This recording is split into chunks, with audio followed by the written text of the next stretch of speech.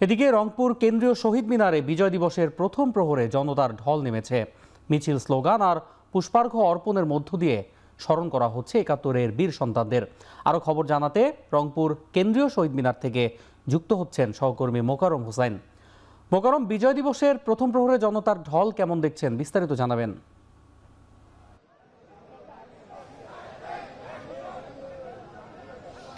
অন্যয় বিজয় দিবসের শুভেচ্ছা। বাংলাদেশের যে ঐতিহাসিক বিজয়ের দিনটিকে স্মরণ করতে রংপুর কেন্দ্রীয় শহীদ মিনারে জনতার ঢল নেমেছে। শুনতে পাচ্ছেন নিশ্চয়ই, আমার সহকর্মীর মাধ্যমে যদি একটু দেখায় যে মিছিল, স্লোগান আর পুষ্পার্ঘ অর্পণের যে আনুষ্ঠানিকতা, তার মধ্য দিয়ে বিজয়ের যে রেশ সেটি কিন্তু শুরু হয়েছে। এবং আজকের এই জমজমাট মানুষের উপস্থিতি বলে দেয় যে বিজয়ের জন্য 54তম বর্ষে এই প্রজন্ম বাংলাদেশকে আসলে কতখানি ভালোবাসে, দেশের জন্য কতখানি উজাড় করে দিতে পারে।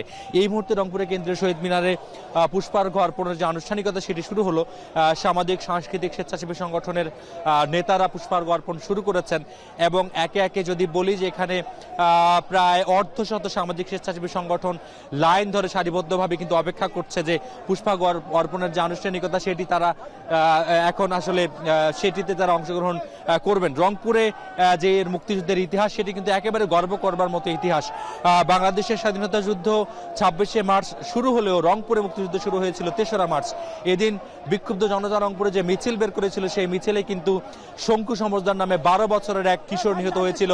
যেই কিশোর নিহত হবার মধ্য দিয়ে রংপুরের ইতিহাসের প্রথম এবং বাংলাদেশের মুক্তিযুদ্ধের ইতিহাসে প্রথম শহীদ হিসেবে শঙ্কু সমজদার ইতিহাসের পাতায় নাম লিখিয়েছেন। এরপরে রংপুরের যে ক্যান্টনমেন্ট ছিল সেই সময় পশ্চিম পাকিস্তানিদের, সেই ক্যান্টনমেন্টের এক সৈনিককে আসলে 24 মার্চ উত্তেজিত জনতা সেখানে আসলে তাকে ধরাশায়ী করে। এরপরে তারই প্রতিশোধ হিসেবে 28শে মার্চ আসলে পাকিস্তানি বাহিনীরা রংপুরের গ্রামান্তর থেকে শুরু করে একেবারে পৈশাচিক এক ধরনের হত্যাযজ্ঞের চেষ্টা চালায়। সেখানেও কিন্তু এক ধরনের প্রতিরোধ যুদ্ধ শুরু করে রংপুরের মানুষ।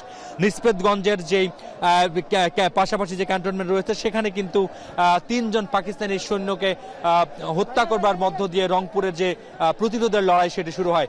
এবং এরপরে রংপুরের যে কারমাইকেল কলেজ, সেখানকার 6 জন শিক্ষককে পাকিস্তানের একে একে হত্যা করে, যেটি ঢাকা বিশ্ববিদ্যালয়ের ইতিহাসে প্রথম আসলে ঢাকা বিশ্ববিদ্যালয়ের পরে দ্বিতীয় সর্বোচ্চ শহীদের সংখ্যার দিক থেকে সর্বোচ্চ শহীদ এই কারমাইকেল কলেজ সেই সাক্ষ্য বহন করে। এছাড়া রংপুরের সামাজিক স্বেচ্ছাসেবী সংগঠনগুলো এখন আসলে নানান ধরনের মিছিল, স্লোগান দিয়ে 71-এর বীর যোদ্ধাদেরকে স্মরণ করছেন। এবং ইতিহাসের এই ঐতিহাসিক সন্ধিক্ষণে দাঁড়িয়ে অনেকেই তাদের পরবর্তী প্রজন্মকে নিয়ে এসছেন। এবং মুক্তিযুদ্ধের সব থেকে বড় যে গৌরব করবার শক্তি ছিল যে জাতীয় পতাকা, সেই জাতীয় পতাকার আদলের রং আমরা দেখতে পাচ্ছি সবার কবজিতে। কারো কারো আমরা কপালে দেখতে পাচ্ছি সেই কবজিতে, কপালে লাল সবুজের পতাকা বেঁধে তারা নতুন প্রজন্মকে নিয়ে এসছেন এই স্বাধীনতার যে বাংলাদেশের স্বাধীনতা প্রাপ্তির যে 54তম বর্ষ সেটি পালন করবার জন্য। এছাড়াও জেলা প্রশাসনের পক্ষ থেকে আগামীকালকে বেশ কিছু কর্মসূচি নেওয়া হয়েছে। সেই কর্মসূচির মধ্যে সকালে 31 বার তোপধ্বনির মধ্য দিয়ে দিবসের কর্মসূচি শুরু হবে। কুচকাওয়াজ অনুষ্ঠিত হবে রংপুর আবু সাইদ স্টেডিয়ামে। এরপরে রংপুরের যে মুক্তিযোদ্ধারা রয়েছেন তাদেরকে সংবর্ধনার কর্মসূচিও রয়েছে।